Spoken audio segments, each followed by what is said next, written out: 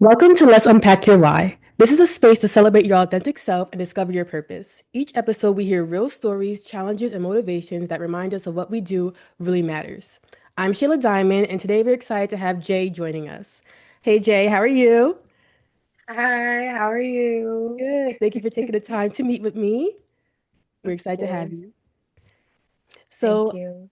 I know that we met for the Plus Ones Company's fashion event. We were both models back last summer. And I've been Mhm. following your page since then, and I love the content that you create, the fashion statements that you have, and I think it's really interesting. So I just wanted to invite you on the show to see what sparked that passion and what your journey looked like from when you started till now. I first off want to say thank you very much for the opportunity. I really appreciate you even reaching out and being interested to talk to me. That is really amazing in my opinion. Um, then yeah, so my fashion started off, my grandma's from Barbados, so she used to dress me when I was a kid, and I would get bullied like crazy because no good clothes went to school. Like all your good clothes was for church or for going out with family. You never wore that to school in her mind. So she would have me in like high waters or like faded t-shirts, and I didn't know anything different. I just got made fun of for it. So one day my uncle picks me up from school early and he's like, "You wore that to school?" And like this, I remember the outfit perfectly. It was a faded Scooby-Doo t-shirt. You could barely see Shaggy in the background anymore. My jeans were so high you could see the top of my sock. It was bad. It was real bad. Now that I like think about it right now in this moment, it was it was really bad. Did you have But hand-me-downs? no, Oh, I'm the okay. only child. Oh, me too, but Yeah, so that's even worse. I still had hand-me-downs as the only child. That's I'm about to talk to my parents. Actually, it may have been like people in the community like handing over clothes or whatever. So yeah, maybe it was a hand-me-down and I didn't even really notice it. But yeah, he took me to the mall the exact same day. We went to Limited Too because that was a store back then. I am old. Um, we went to Gap, we went to Abercrombie and Fetch, and this was what, like my fifth grade year. So yeah, I get to school the next day. I remember him tying the clothes up in a bag at the mall and throwing them in the garbage. This I went to school the next day and they're like, "Oh, if you dress like that all year, we would have been friends with you." Right then I knew superficially, my clothes will never dictate who I'm friends with. Mhm. And that was fifth grade. I immediately knew that in that moment. So moving on from there, it just got like personalized. Like back then, I did like a lot of hoodies and stuff because I also wasn't trying to be too girly. That that's always been a thing for us girls, not wearing pink, not liking pink, trying to play the girliness down because we don't want to be talked to so young. So that happened. But high school is where it went goth. Like it got crazy. So I just want to say like maybe it elevated. Like yeah, because in high school I got made fun of for dressing like that. So the adult in me didn't care. Like once I turned 18, it was like, who cares? Do what you want to do. Dress how you want to dress. I cut all my hair off. Like I was always known for the girl with the really pretty long hair, and I'm not that girl no more. So I just reinvented myself after 18, and yeah, from there it just continues to grow. Awesome. Well, still beautiful. When I first saw your Thank energy is you. what attracted me towards you. I was like, oh my goodness, she's and how you were uplifting. I'm not sure if you remember, but my cousin's girlfriend was modeling too, and it was her first Mhm. time, and I was working my table, and you took her under your Yeah, wing and you you were helped working her. up. Mm-hmm. And she was nervous. She was a little nervous. It was her first time, and you kind of like guided her through. You helped her, and I when I saw that, I was like, okay, yeah, she's a girl's girl. So It's I love that. It's the mom in me. Yes. Girl's girl as well, through and through. But it's Mm-hmm. the mom in me too. I see it in the room. I see the people who aren't feeling themselves. And I'm like, what's up, baby? Let's talk. What Yeah. what you need? And I feel like that also adds into what your last question is gonna be. So let's not jump the gun. Yeah, okay. I love how it all comes full circle. So let's Hmm. continue. So I know we talked about a little bit about the bullying or like just like the judgment from your clothes growing up. And I wanted to note that I feel like that's so strong and empowering, how you learn from a young age that, you don't want the superficial friends. You don't want the people who just like you because what you Yeah, have on that day or what what you're driving in. You want people who's going to love you and support you throughout all your hard time, all your times, good and bad, right? So I feel like it's really exactly. important.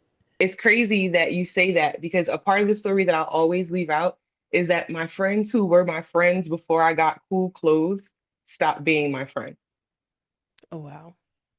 because they felt like I was going to change on them. Mm-hmm. Like I remember we had a big argument in front of my house, like, you have on better clothes. And I'm like, what does clothes have to do with our friendship? Yep. Oh, because now everyone's gonna they like you in class now. They don't like us. I said, well, I can make sure that they don't bully you now. Yeah. And That. she just left, and I never saw her again. So Angel, girl, if you're watching, it That's wasn't my fault. My uncle ain't like the clothes. not. If I could have stayed that way and stayed your friend, I would have stayed that way and stayed your friend. The clothes never mattered to me. Yep. I think that's That's so all. important. That's so I important. never said that part out loud. I never tell people that part. Yeah. And that was Yeah. surprising to me. I thought you were gonna go a different route, but that was really Mm-mm. surprising. And it makes I had sense no though. friends after that. Yeah. And it's hard because you have to release, the people that you thought were on your corner on your side, and they don't want you, well, not want you, but they feel like, oh, okay. Nah, Um, they don't want me. Like, yeah. I was trying to make it more positive, but yeah, point blank period, they didn't mm-mm, want you. And then the people who they you're ain't want me. trying to not please, but you're trying to get to know and show them that side of you, they don't want you either. So it was like, okay, where am I? I had a very similar experience. It wasn't friendships, but it was for me, it was my family, my cousins. So Hmm. I was just telling my mom about this. I had a two sides of my family. So I had my dad's side and we were living together and they thought that I thought I was better than them. And then I had my mom's side of the family who like were better off and they thought I was scum on the earth. You know what I mean? So I would come from my own house being treated poorly because they feel like, oh, you think you're better than us because you have both your parents in your house or you have X, Y, and Z, you have these clothes, you're the only child.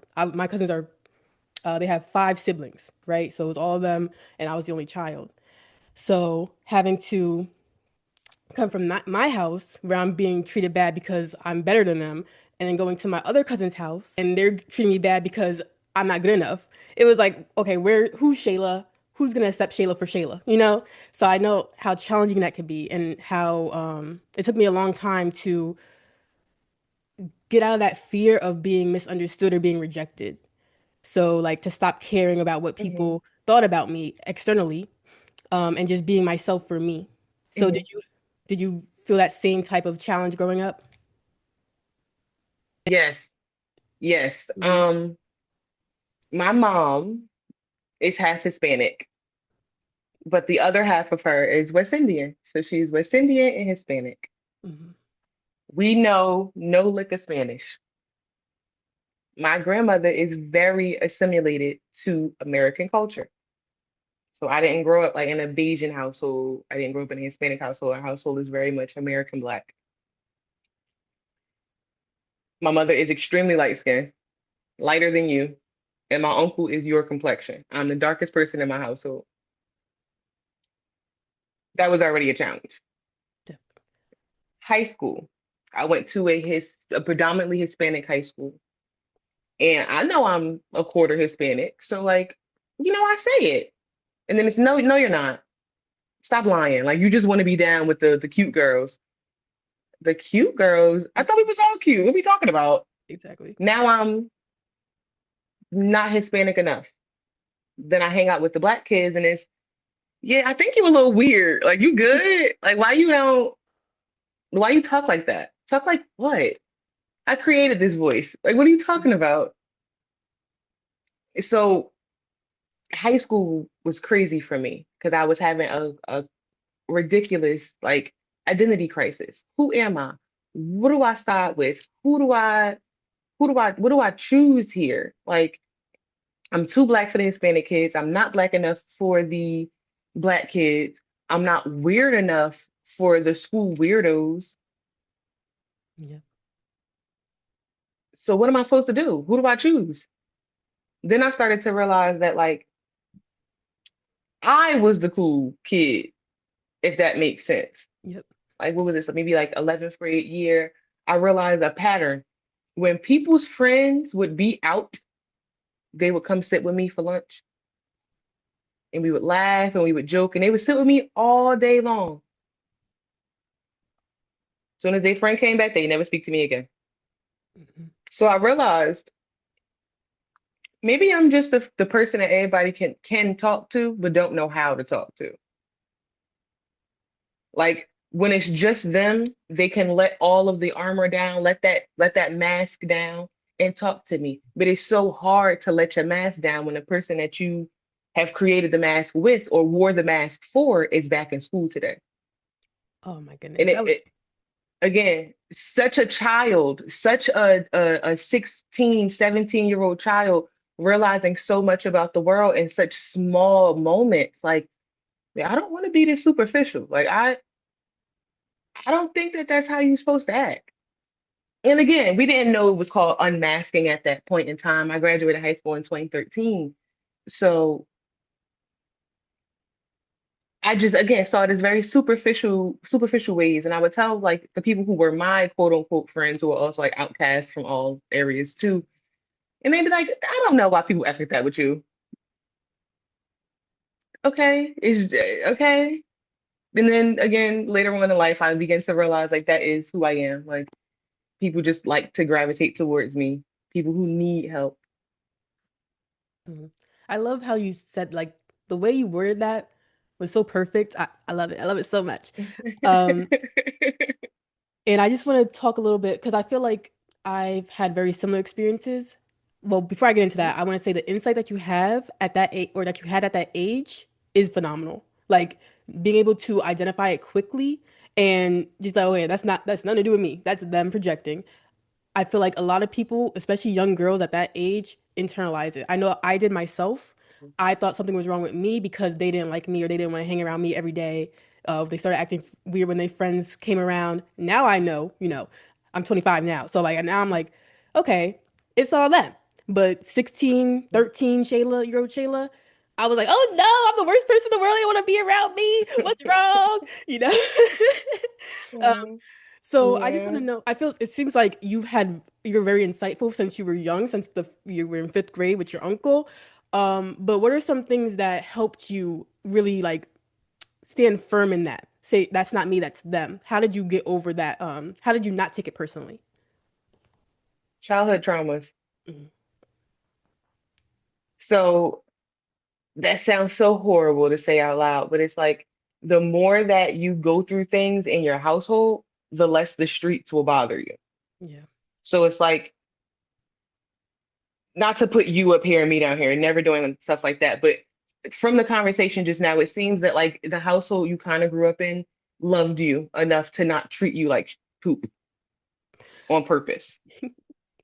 I mean, all families are bad families. All families do bad by people. But I feel like in a certain, not to psychoanalyze you, but like in a certain level of attention and care was given to where you didn't have to realize these things in the house. You had to realize them with others outside. So my family would do that, my immediates, the people I live with. Like if my uncle wasn't home, my mom would be my best friend. And we'd talk for 3, 5 hours. As soon as my uncle come home, get out my room. I don't want to talk no more. Oh, I see. Okay. Me and my grandma would eat snacks for 2 hours. We eat a whole bag of chips. We eat whatever. Soon as somebody came home, no, Mimi opened those chips and I ate them with her, but she opened them. Hmm. I'm a child. And y'all blaming stuff on me so that the other adult in this house don't say nothing to you, but they yell at me. Oh, that's nasty work. So I realized 5, 6, like you can't, damn, that's so sad. You Yeah. can't trust people. You Yeah. can't trust that they're going to care. You can't trust that they're going to follow through with what they say. You can't trust it because the moment that you do, you end up being like crazy. So I would play this game in my head. It's just I would play this game in my head. Say I woke up that morning and my grandma was mean. I'm like, okay, well, my grandma's my mom today, my mom's my grandma today, and my uncle just must be my uncle because he's himself. Like I would have to like create a whole different storyline in my head so that I felt good with what was going on around me. So that's where the insight really came from. No one on the outside streets can ever bother me or can ever like get to me for real because it's already been done. Yeah. And first, I want to say I'm so sorry that you had to experience that at such a young age. It's hard, but you're strong and you overcame it, and you're here now, and you're doing a damn good job. So, um, I just wanted to say that before Thank you. anything. And yeah, you're right. At first, I was like, "Nah, my family," but you're right. Because growing up, we Hmm. talked about I was the only child, and I was the only grandchild for a long time. So I was Hmm. golden, you know. And then I Hmm. felt like at a certain age, I think it was around 15, 16, everything just switched on my dad's side of the family. Like it was from me being a golden child to me being competition. And I was like, wait, hold on, what's Hmm. going on? And then everything switched at once. So I was like being attacked by, older people in my family. I was being attacked by friends in school, and everything was like shadowing down. And I was like, oh, this is different from what I grew up in. And that's when it hit me. So I feel like, thank you for saying that. I think that heals something in me right now, like Yeah. just understanding like the No, no, timeline and like stuff. that's my point. That's my point. Yeah. Like I know we'll get to that soon, but that's my only calling. I'm here to speak my truth unapologetically. Geez, that ate me up just now. Tongue twister. Unapologetically and without remorse. Like, cause I'll tell that story to a stranger in the street. Yep. And that's somebody's like deepest, darkest secret right there. Hmm. But I know that by me saying it like it was nothing helps break down something in you that is a terrible something. Yeah. So yeah, I'll repeat it 18 times over. Even things that like I don't want to repeat. I know it's helping somebody in the room or it's helping someone hear something. Now, hold up. Was I abused? Like, was my life traumatic? Hold on, she is Yes. preaching. Like, so I know that. Yeah. Yes. Awesome. And that's the whole point of this podcast, just having a safe place to unpack and just talk about what we went through and how it affected us, and why we do what we do Mhm. now because of that. So tying back in your content creation, your fashion, what's a moment in your life where the fashion really impacted you, or how you express yourself through fashion impacted you, um, and motivated you to continue doing what you do? So I'll start off by saying that I've always been told by my friends, like in high school and stuff, that like you dress so cool, like my real friends, the people I'm still friends with today, like 20 years later. Um, you dress so cool, like why don't you ever like take pictures or do anything with it? I'm like, no, I just put on jeans and a t-shirt. It's just chill. Did a couple of moving around. I lived in West Virginia, I lived in South Carolina, I lived in Florida. And I want to say once I came back from Florida, I had my son already. This was what, 2023? Yeah, so I still wasn't like really taking it seriously. I had like done like one or two photo shoots in between. I knew that like I was always before the curve when certain things came. So like when people got those like the faux locks, I already had them like with yarn a year Mm, and a half before. Um, yeah, I'm always before the curve. I should say that too. But I was a manager and I had my own store. And every day I would get dressed and I would go to work. It's the same people all the time because it's downtown Newark. So it's just I would see them. Hey, good morning. Oh, you look beautiful today. Okay, thank you. And I want to say maybe like 3 months in, I got people like just showing up to the store just to see what I'm wearing for it. I just wanted to see what you was wearing today. Oh, okay, that's what I'm wearing today. Like, and then it became like a thing. Like, hey, post it up on Instagram. Like, let's see your outfits. Like, let's see what you're doing. And I'm like, okay, I'll post them. Like, it was according to everybody else asking me to do it. It yeah. was never my own choice to say, hey, I'm gonna start posting these. Hey, I'm gonna start. It was everybody else telling me that I should, and me not seeing the gold in my outfits or me seeing the gold in what I was doing until I had a customer in the store that I'm always with, and I'm taking their order, doing the thing. I had a customer come by, bang on the window, and give me some thumbs up and say, "You look great." the lady in front of me was like, "You always look great. Do you know that?" I was like, "I mean, yeah, I could put some clothes on." She's like, "No, like you always look great. Do you have a hard life?" I stepped back and I was like, "A little." She was like, "Yeah, and you could never tell. Every day you come here, you give us positivity. We leave out the office ready to come see you, excited to come see you." I worked in like the back street of like the business district in like in Newark. It's very small, but it's the Prudential building has like eight, what is it, 1,000 offices. And then like the judicial buildings down the street, city hall's around the corner, like the courthouse is back behind there. So like I'm always seeing like a lot of people. And she's like, we talk about you in the office. Like we wonder what you're wearing today. And I'm like, whoa, whoa, whoa. I have that much reach. So that's where like the content started to become a real thing for me, where it's like, okay, the people are really watching me. They say if I don't post for like 2, 3 days when I first started, even now, I don't post for like 2, 3 days. What are you wearing today? What are you doing? Like, let's see. Like, and I'm like, oh, hold on. Like, am I building like a little fandom? Like, this is so cute. Like, who are these people? So yeah, it started in 2023, and 3 years in, I feel like I'm doing a great job. Yeah.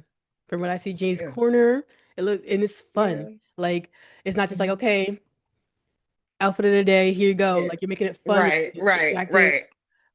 So and that's changing the curve as well, because a lot of people who do outfit of the days, they're just like, okay, shoes from here, this from here. You are making it so interactive, and I love that. So what do you wish more people understood about the work that you do? Like I know people know it's hard, but I wish that people knew it was like it's draining. Yeah. Once you start making content, or once you tell yourself like, "Hey, I make content," the people are hungry, Yep. and you got to serve them. You got to feed them, or You'll you lose. lose. Hmm. You lose connectability. You lose the fans. You lose the people who are watching every day. It's like, oh, I don't really care about that anymore. You got to stay relevant. And I don't want, see, this is, I don't never want to become viral. That's one thing I don't want to do. I want to continuously do what I've been doing, gradually creating followers off of personal meetings, off of good interaction, someone else sharing my stuff. I never want to become viral overnight Yep. because those people, it's so hard to hold on to it. And then they start doing all this Mhm. like random activity stuff. I don't want to bring anybody's name up. I don't know how far this will reach, but there are a lot of people who I follow now who I loved in 2020, 2021, 2022, maybe fell off because like TikTok and dance crazes got popular, so they were no longer popular, and now they're like doing things that we would never imagine they would do. And it's just like fame is really a drug. Like you really need it. And once you don't have it no more, it's hard to receive anything like it. Yeah, So yeah, definitely. yeah, I wish people knew that it's a very addictive drug, and that you got to be ready for this if you think you're ready for this. Because Yeah, if not, it'll chew you up and it'll spit you out quickly, and you'll end up looking real stupid. that's the one. I started my So Divine Diamond is like a self-care business. It's growing into that. Hmm And like more like mental health and stuff like this, just like being able to talk about your challenges and then giving resources to help you go through them or work through them. hmm It started off as a candle business in like 2020, 2021. That's when I first started. And hmm that's when like content creation was starting to become a little bit more like, okay, everybody's doing it. I never was hmm a fan of content. I just want to make my product and I want to give it out and help people. I don't want to get in front of camera. I don't, like this is a big step for me. So, like then this is my first step towards the content creation. So I'm like, okay, I've been trying for the past Yeah. couple years, 3 years to make the content, to make the videos. I'm like, it's just not me, you know? So maybe this could be the first step, connecting with people who I made, connections with already, who I know, who I've worked with, Yeah. and then I'll get more comfortable with them. And then maybe, the end of the video, we could do a TikTok. And then I'll start doing that. You know what I mean? Not today. Not today. I don't even know what TikToks are. I don't even have TikTok, honestly. I'm slacking. But, you know, It's okay. it's the the growth and getting more comfortable, you Yeah. know? Yeah. Um, so yeah, so thank you for saying that because it is hard.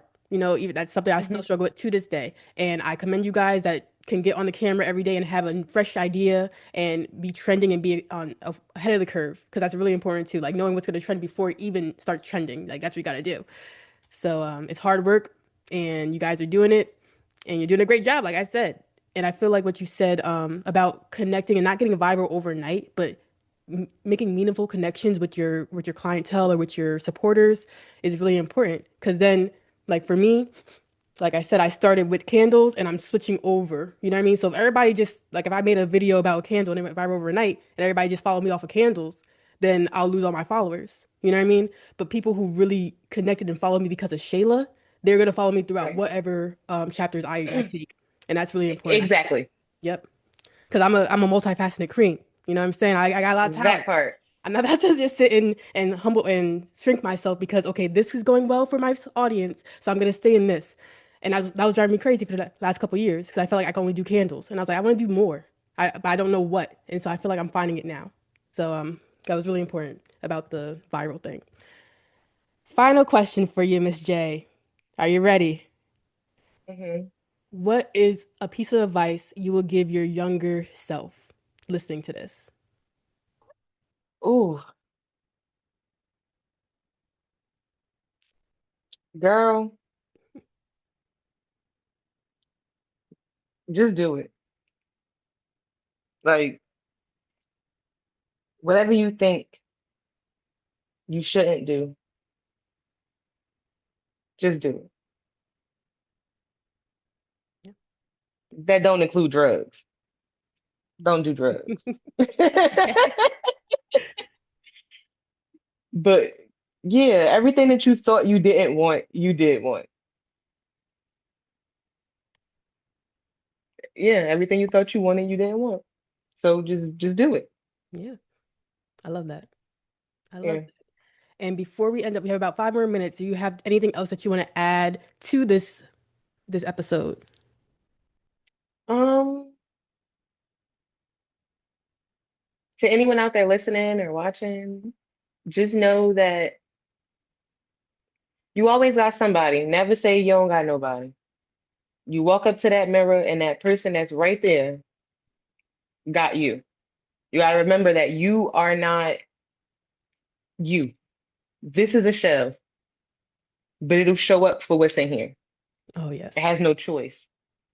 So when you bring it along, make sure you're keeping it company. Make sure you're being good to it. Be good to you. Because the you in here is listening to that. When you say, hey, I'm going to go do something at 10 a.m., and you wake up at 9 and then you lay in the bed till 12, know that your body remembered yesterday you made a promise to it and you didn't do it. So it held you accountable. You wouldn't do that for that job. You would show up on time for that job. Show up on time for this. This is the most important person part of you. You tell yourself you're going to draw tonight, you draw tonight. As I'm talking to y'all, I'm talking to me. I'm hearing it. I'm hearing it. I love it. Be better to yourself Yes. because can't nobody else show up for you like you. Beautiful. Beautifully said. Thank you so much, Jay, for joining us and sharing your experience. I really appreciate your insight and everything you shared during this episode. Your story is a reminder that showing up matters because you never know who's watching, you know? To our listeners, we hope that today's episode helps you unpack your why and motivates you to discover your inner diamond.